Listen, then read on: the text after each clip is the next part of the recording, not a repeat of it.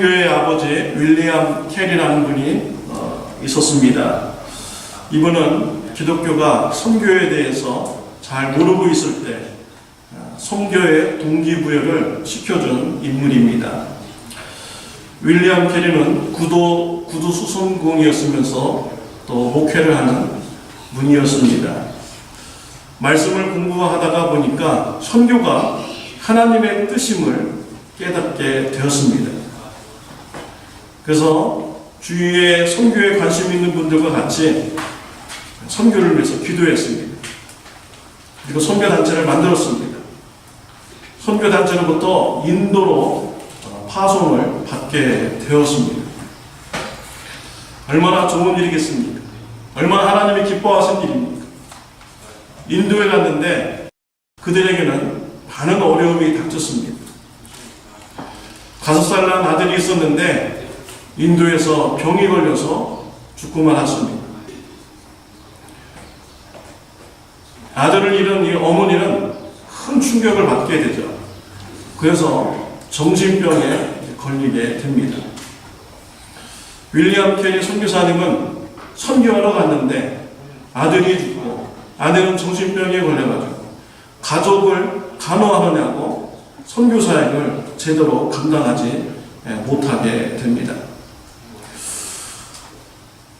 참 삶에서 이해하기가 어려운 그런 일이 생긴 것이죠. 하나님 뜻이라고 확신하였고 하나님이 기뻐하는 일이라고 확신하였는데 그리고 인도에 가서 선교까지 했는데 그의 삶은 형통한 것이 아니라 어려운 환경이 그에게 닥치는 것입니다. 우리는 살다 보면은 윌리엄 캐리 선교사님과 같은 이런 어려움을 닥칠 때가 있습니다. 우리가 신앙생활을 열심히 하는데 복 받아야 되는데 오히려 우리 삶 가운데 어려움이 있는 그런 경우가 있습니다. 이럴 때 우리가 어떤 신앙을 가져야겠습니까? 오늘 본문 말씀에 보면은 어려움을 겪는 나라와 개인이 있습니다. 오늘 본문에 나오는 나라가 겪는 어려움과 개인이 겪는 이 어려움은 모두 하나님으로부터 온 어려움이었습니다. 오늘 이 시간 나라와 개인이 겪는 어려움의 말씀을 같이 나누도록 하겠습니다. 그리고 우리에게 어려움이 닥쳐왔을 때 우리가 어떻게 신앙생활을 해야 되는지 여러분들과 같이 은혜를 나누고자 합니다. 첫 번째로 나라가 겪는 어려움입니다. 2절 말씀에 보면은 주께서 유다왕 여호야김과 하나님의 전 기구 얼마를 그의 손에 붙이심에 그가 그것을 가지고 신할 땅 자기 신의 묘에 이르러 그 신의 보고에 두었더라 라고 했습니다. 오늘 본문 말씀의 배경은 예루살렘이라는 나라가 멸망하고 있는 그런 시대적 배경입니다. 바벨론의 느부갓네살 왕이 예루살렘을 침공하였습니다. 여호야김 왕을 포로로 잡아갑니다. 하나님이 계시다는 예루살렘 성전이 질밥입니다. 성전에 있는 기구들이 빼앗김 당해서 바벨론 우상 신에 있는 고물 창고에 두게 됩니다. 나라적으로 큰 어려움을 겪게 된 것입니다. 옛날 고대에는 전쟁은 단순히 나라와 나라 간의 이런 전쟁이 아니었습니다. 신들의 전쟁입니다. 내가 믿는 신이 참신이고 또 다른 나라가 믿는 그 신들도 참신이 나오는데 누가 진정한 신인가 전쟁을 통해서 결판나는 것입니다. 어느 신이 더 강한가를 전쟁을 통해서 판결하는 것이죠. 근데 유대 나라가 짓밟혔고 예루살렘 성전은 강탈을 당한 것입니다. 이러한 것을 보고 유대인들은 큰 혼란에 빠지게 됩니다. 우리가 믿는 이 하나님은 정말 살아계신 하나님입니다. 우리가 믿는 이 하나님은 정말 참신인가? 약한 신인가? 하는 이런 큰 고민에 빠지게 되는 것이죠. 왜 하나님께서는 유대 나라에게 이런 어려움을 주었습니까? 2절 말씀에 나오고 있습니다. 2절에 보면 주께서라는 말씀이 나오죠. 유대 나라에 어려움이 있게 된 것은 하나님께서 어려움을 주신 것입니다.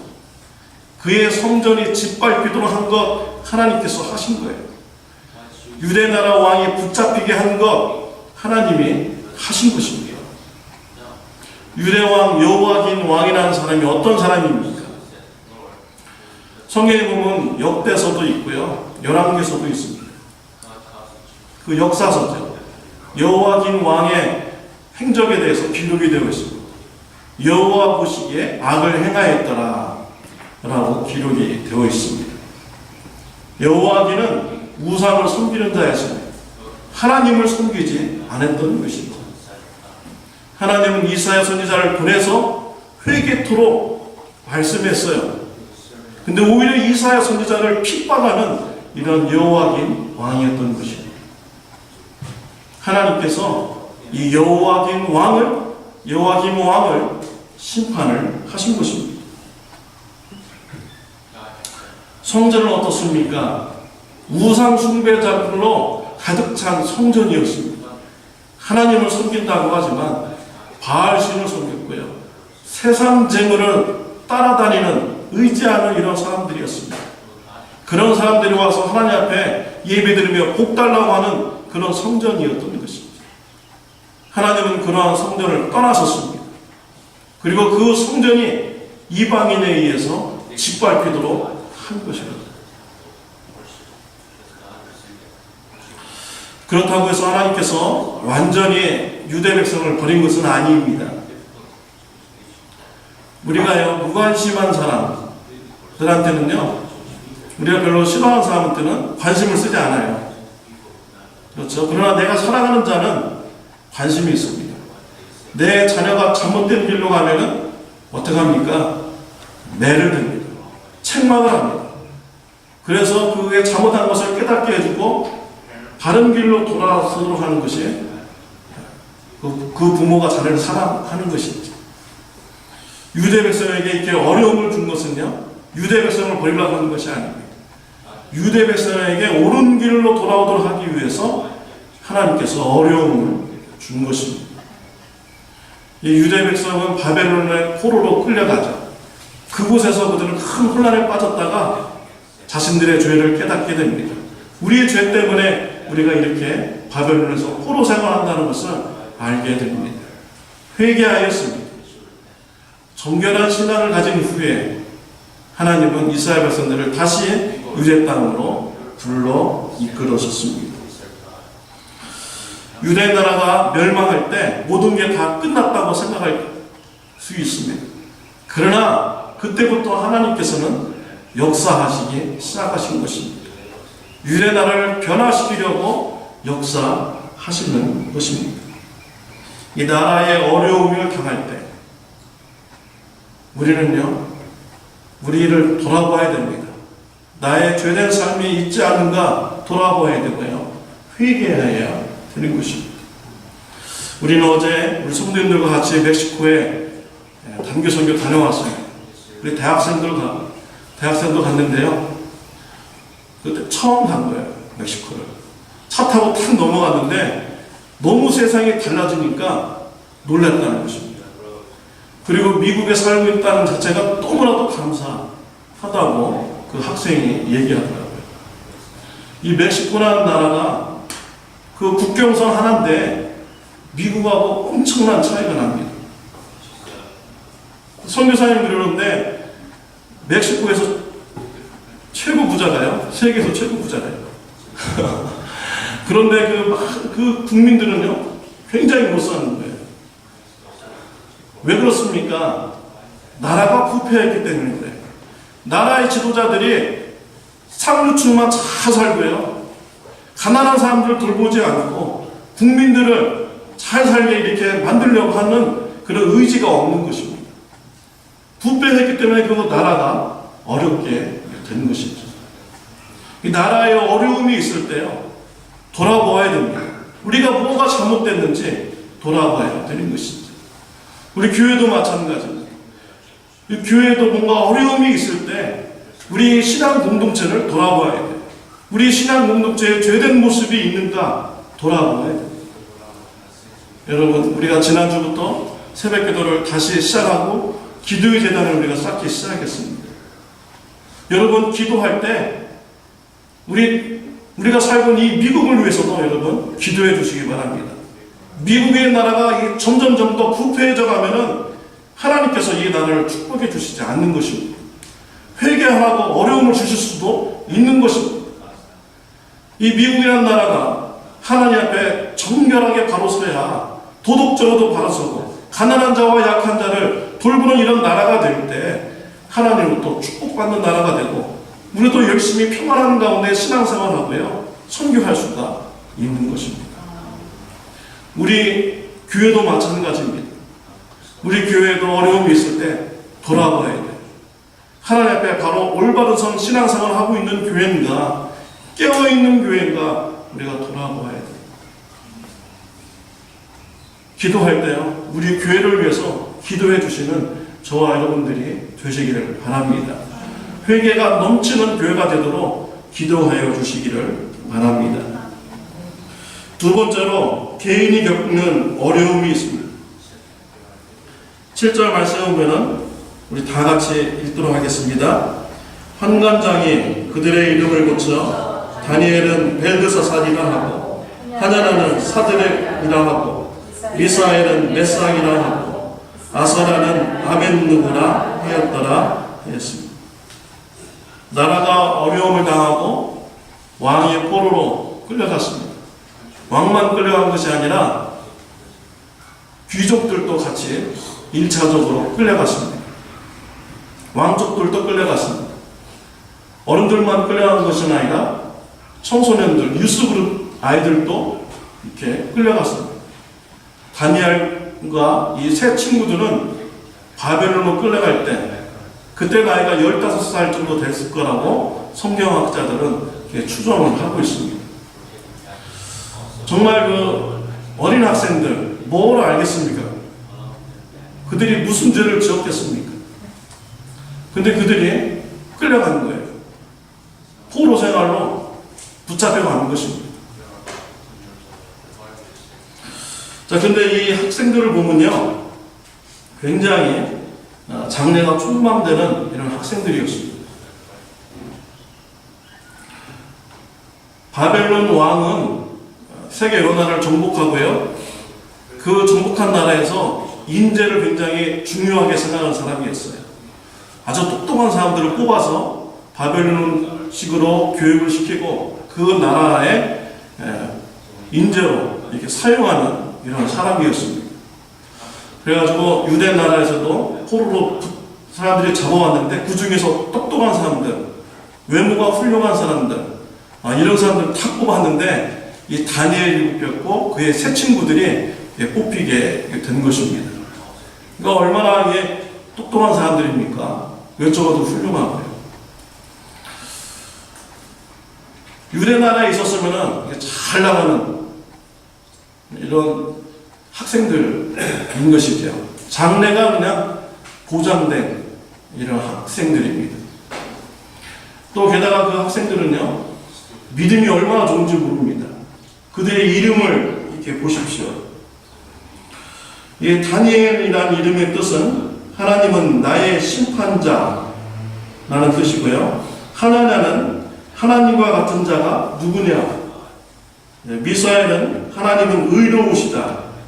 아사라는 하나님은 나의 도움이시다. 라는 이런 뜻입니다. 그들의 이름을 볼 때 그들이 얼마나 믿음의 사람인가를 잘 나타내주고 있습니다. 그리고요, 다니엘서 1장에 보면은 느부갓네살 왕이 자신이 먹는 음식을 똑같이 이 사람들에게 주고 이렇게 교육하라고 했어요. 근데 이 다니엘과 세 친구들은 왕이 먹는 음식을 이렇게 거부했습니다. 그 얼마나 영광스러운 일입니까? 미국의 트럼프 대통령이 먹는 그런 음식을 내가 그냥 똑같이 먹는다고 생각해 보십시오. 굉장히 영광스러운 일이죠. 축복된 일이죠. 그런데 이 다니엘과 세 친구들은 그 음식을 거부했습니다. 왜냐하면 신앙적인 이유 때문이었습니다. 내가 그 음식으로 나를 더럽힐 수가 없다. 부정한 음식이다. 라고 하면서 그 음식을 거부했습니다. 이건 거의요, 목숨을 걸고 하는 얘기입니다. 포로로 끌려간 사람들은 사는 게 아니에요. 그들의 목숨이 사람 목숨이 아닙니다. 벌레 목숨입니다. 성경에 보면 지렁이 같은 존재라고 했어요. 지렁이 가다 발로 확 밟아버리면 죽어버리잖아요. 벌레들은 그냥 발로 밟아보면 죽어버립니다. 포로의 목숨이 바로 그런 것입니다. 포로로 끌려가가지고 좀 잘해주려고 했는데, 나 이거 안 먹겠습니다라고 해보십시오.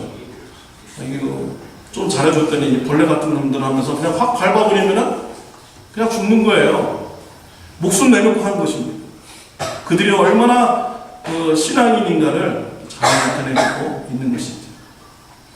이렇게 신앙이 좋으면 하나님께서 유대 나라에서 잘 이렇게 지켜주시고 그렇게 잘 나가도록 이렇게 해주셔야 되는데, 지금 처지가 어떻게 되었습니까? 바벨론의 포로로 끌려오게 된 것입니다. 개인적으로 그들에게는 큰 인생의 어려움이 닥치게 된 것이죠. 왜 하나님께서는 이 학생들에게 어려움을 주었습니까? 2절에 보면 주께서라고 했는데요, 하나님께서 주신 것이 그 어려움입니다. 이 다니엘에 대한 하나님의 계획을 생각하면 창세기에 나오는 요셉이 생각납니다. 요셉은 형제들의 질투에 의해서 애굽의 노예로 팔려갑니다. 형제들이 요셉을 노예로 팔 때는 죽으라고 보낸 것입니다. 그런데 여기에는 하나님의 계획이 있었습니다. 요셉을 애굽으로 미리 보내서 애굽의 총리가 되게 하고, 야곱의 가족, 요셉의 형제들이 기근해서 구함을 받도록 하기 위해서 미리 보내신 것입니다. 이걸 나중에 요셉이 깨달아 알게 됐죠. 총리가 되었을 때 요셉의 형제들이 음식을 구하려고 애굽에 왔어요. 요셉을 만났습니다. 형제들은 다 죽을까봐 두려워했습니다. 요셉이 복수할 것이다. 그러나 요셉은 복수하지 않았습니다. 하나님의 뜻을 알았기 때문이지. 자신의 가족을 구하려고 하나님께서 미리 어려움을 주시고 애굽으로 보내신 것을 알았기 때문이죠. 다니엘도 동일합니다. 다니엘도 총리가 되었어요. 바벨론의 총리가 되었습니다. 하나님께서는 다니엘을 미리 바벨론으로 보내어서요, 앞으로 포로로 끌려올 유대 백성들을 돌보고 신앙적으로 이끌게 하기 위해서 미리 보내신 것입니다. 다니엘의 신앙생활의 모습을 다니엘을 통해서 보십시오. 얼마나 위대합니까? 우상 숭배 절대 하지 않았죠. 하나님께 하루에 3번씩 기도하는, 목숨을 걸고 기도하는 이런 사람이었어요. 그리고 다니엘은요, 하나님과 깊은 교제를 통해서 앞으로 일어날 그런 예언도 이렇게 막 했습니다. 그리고 포로기의 생활이 70년이라는 것을 알게 되었습니다. 민족들과 같이 그날을 위해서 열심히 기도하는 이런 사람이었습니다. 하나님은 다니엘에 대한 큰 계획을 가지고 있었던 것입니다. 그래서 그 어린 청년 시절에 어려움을 준 거예요. 앞으로 올 유대 백성들을 이끌 민족의 지도자로 세움받기 위해서 어려움을 준 것입니다. 예수님께서는 이 땅에서 어려운 시간을 보내셨습니다. 가난한 목수의 아들로 살아오셨습니다. 평생 집 한 채 없이 가난하게 살아오셨습니다. 하나님의 말씀에 순종하는 삶을 살았습니다. 그런데 하나님께서는 예수님에게 어려운 시간을 주셨어요. 십자가에 못 박혀 죽는 어려운 시간을 주었어요. 아무 죄가 없는데 십자가에 못 박혀 죽으셨습니다. 왜 그렇습니까? 하나님의 계획에 있었던 것이죠. 예수님이 십자가에 못 박혀 죽으심으로, 그가 피 흘리심으로 믿는 자에게 죄사함 받고 영생을 주기 위해서, 축복을 주기 위해서 예수님에게 어려움을 주신 것입니다. 여러분, 예수님을 영접하시기를 바랍니다. 예수님을 믿으시길 바랍니다. 예수님께로 죄사함 받고 영생을 얻게 됩니다. 예수님이 당한 어려움은 바로 저와 여러분들을 위한 어려움인 것입니다. 윌리엄 캐리는 선교에 대한 하나님의 뜻을 알고 확신하고 인도로 가서 사역을 했습니다. 근데 어려움을 당했죠. 아들이 죽고 사모님이 정신병에 걸렸습니다. 그리고 7년 동안 성경 번역을 위해서 열심히 일했는데요, 한 사람도 예수님을 영접한 사람이 없었습니다. 이쯤 되면 포기할 만하잖아요. 근데 윌리엄 캐리 선교사님은 포기하지 않았습니다.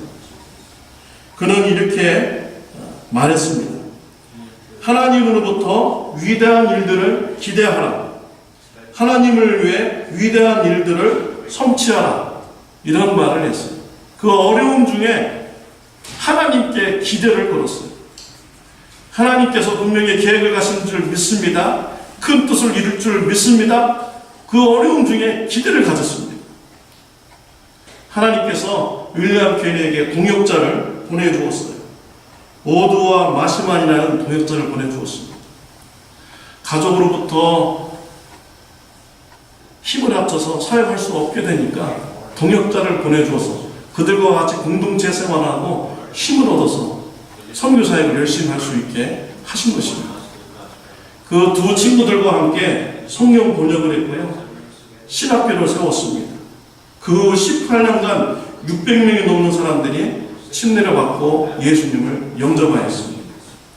73세의 나이로 선교사로 사역하다가 인도에 묻히게 되었습니다. 윌리엄 캐리 선교사님의 이런 소식이 영국에 들리게 됩니다. 많은 사람들이 선교에 도전을 받게 돼요. 선교에 눈을 뜨게 됩니다. 그 이후로 많은 사람들이 선교사로 나가게 되었어요. 그래가지고 선교의 아버지입니다. 윌리엄 캐리가 어려움을 당했을 때 포기했다면 많은 사람들에게 선교적 동기부여를 못했을 것입니다. 어려운 시기에 하나님에 대한 계획을 믿었기에 그런 어려운 순간을 넘겼고 하나님의 뜻을 이루었습니다. 그리고 많은 사람들에게 선교적 동기부여를 하였던 것입니다.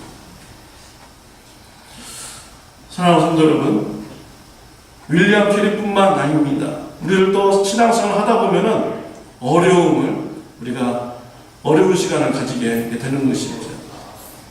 그 어려운 시간에 우리는 불평할 수도 있어요. 우리 부모님을 불평할 수도 있어요. 아, 우리 부모님이 좀 더 좋은 부모님이었다면 이렇지 않았을 텐데, 우리 집이 좀 더 재물이 있는 집이었다면 이렇지는 않았을 텐데, 내가 살았던 이런 이 시대가 이렇지 않았다면 내가 더 좋았을 텐데, 원망할 수가 있습니다. 여러분, 그 어려운 시간에 원망하지 마시고요, 윌리엄 캐리처럼 하나님께 기대를 거시기를 바랍니다. 다니엘처럼 하나님을 바라보시기를 바랍니다. 하나님의 계획이 있음을 여러분 믿으시기를 바랍니다. 하나님의 계획이 있으심을 믿음으로써 그 어려운 시간을 넘기고 하나님의 뜻을 이루어드리며 하나님께 영광을 돌리는 저와 여러분들이 되시기를 바랍니다. 기도하시겠습니다.